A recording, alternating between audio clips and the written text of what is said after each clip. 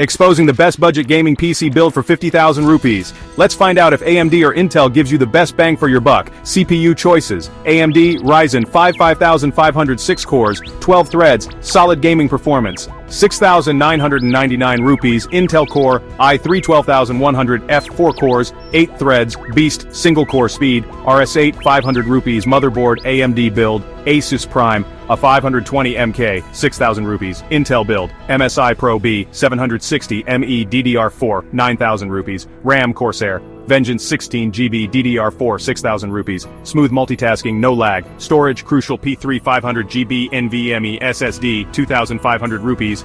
Fast boots, quick game loads. GPU battle, NVIDIA RTX 3058 GB, 20,000 rupees. Solid 1080p gaming and ray tracing. AMD RX 6608 GB, 19,500 rupees. Better FPS in most games. Power and case. Cooler Master 550W PSU, 3,500 rupees. Stable power. Ant Esports Elite case, 2,500 rupees. Looks cool, keeps cool. Total cost 48,000, 52,000 rupees, depends on your choices.